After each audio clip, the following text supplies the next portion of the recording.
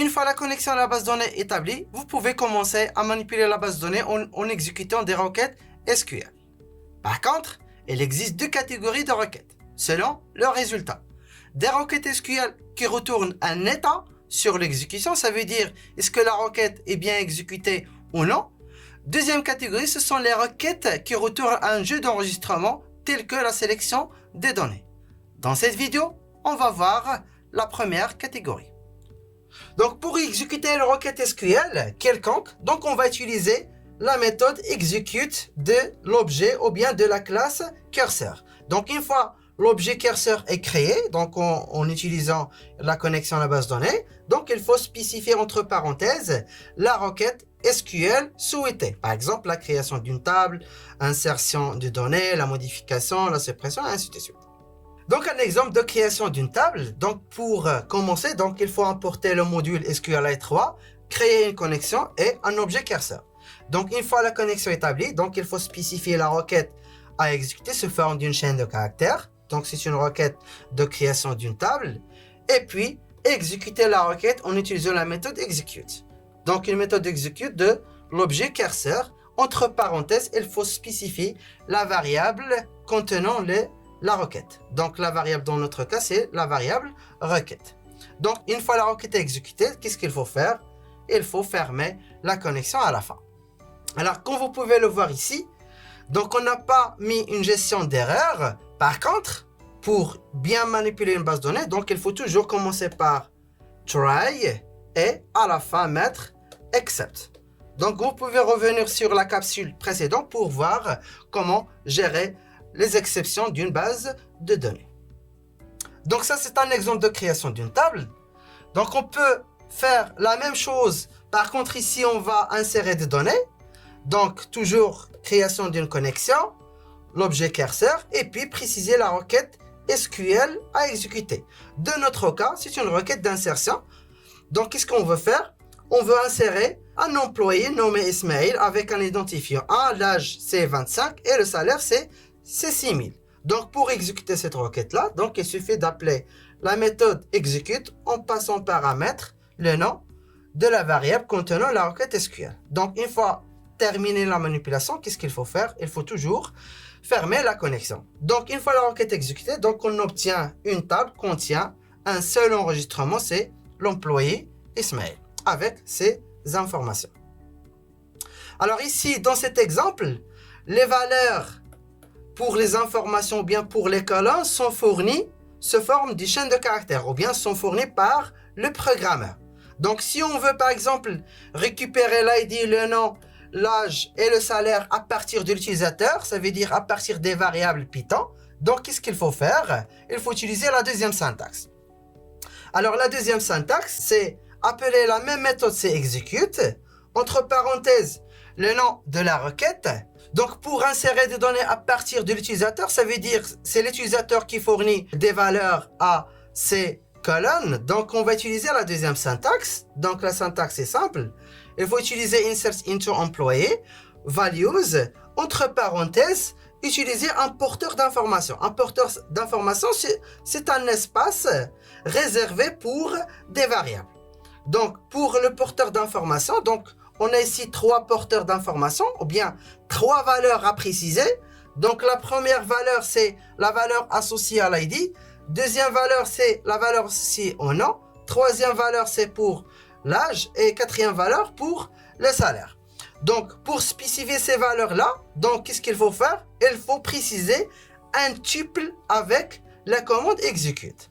Donc la syntaxe est simple. Cursor.execute, entre parenthèses, le nom de la requête, ça veut dire la requête SQL qu'on va exécuter, virgule, un tuple. Donc un tuple contient 4 informations. La première information c'est pour l'ID, deuxième information pour le nom, troisième information pour l'âge et quatrième information pour le salaire. Alors ici, comme vous pouvez le voir, on a précisé des valeurs. Par contre, on peut dire créer des variables ID égale à 1, aussi le nom égale Ismaël, et bien sûr les autres informations. Et dans la requête SQL, qu'est-ce qu'il faut faire? Au lieu de faire 1, donc on va préciser ID. Ça veut dire la valeur contenant dans la variable ID. Au lieu de préciser la chaîne de caractères Ismaël, donc il faut préciser le nom. La même chose pour l'âge et aussi pour le salaire. Comme ça, vous pouvez demander à l'utilisateur de fournir des valeurs à ces variables-là. Et dans l'exécution de requête, il faut spécifier tout simplement les noms des variables. Alors, pour l'insertion de plusieurs enregistrements, donc dans l'exemple précédent, on a vu comment insérer un seul enregistrement. Donc, pour insérer plusieurs enregistrements, donc on va utiliser la commande execute many.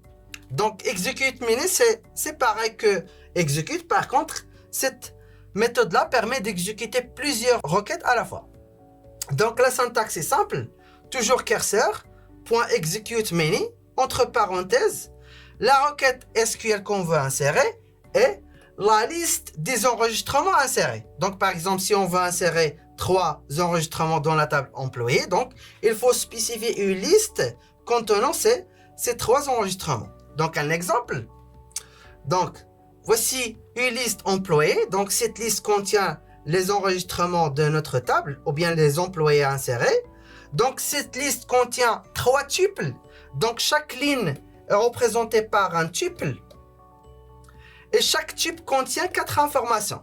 Donc, la première colonne, c'est pour l'ID. Deuxième colonne pour le nom. Troisième colonne pour l'âge. Et quatrième colonne pour le salaire. Donc, ici, employé, entre crochets, c'est une liste. Tuple 1 pour l'enregistrement 1. Tuple 2 pour l'enregistrement 2. Tuple 3 pour l'enregistrement 3. Donc, une fois la liste est définie, donc il faut établir ou bien définir la requête d'insertion. Donc, insert into values, entre parenthèses, des porteurs d'informations. Et à la fin, donc, qu'est-ce qu'on va faire? Cursor.execute many. Entre parenthèses, le nom de la requête à insérer, donc c'est une requête d'insertion, virgule, employé. Donc, employé, c'est la liste des employés. Donc, une fois la requête est exécutée, qu'est-ce que Python fait? Donc, il exécute implicitement la méthode execute. Et à chaque fois, il va préciser des valeurs pour ces porteurs d'informations. Donc, la première fois, elle va exécuter la requête execute en utilisant le premier tuple. La deuxième fois, elle exécute la méthode execute en utilisant le deuxième tuple. Et puis, le troisième tuple. Donc, execute many, c'est une méthode qui exécute à l'intérieur la méthode execute de manière implicite.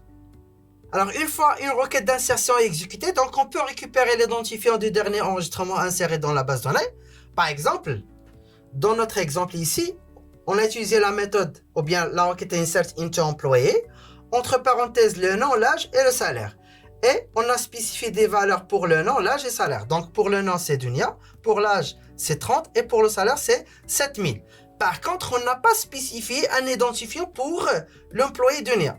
Donc, cet identifiant est généré de manière automatiquement par Python ou bien par SQLite. Donc, pour récupérer l'identifiant généré de manière aléatoire, qu'est-ce qu'il faut faire? Il faut utiliser la méthode ou bien l'information lastRowID de l'objet cursor. Donc, une fois exécuté print cursor.lastRowID, donc la valeur affichée, c'est l'identifiant associé à l'employé Dunia, même si on n'a pas spécifié un identifiant dans la requête SQL. Et toujours à la fin, il faut fermer la connexion à la base de données. Dans cette vidéo, vous avez vu comment insérer des données en utilisant la méthode execute. Par contre, cette méthode est utilisée pour d'autres types de requêtes telles que la modification et l'insertion de données. Merci pour votre attention et à la prochaine.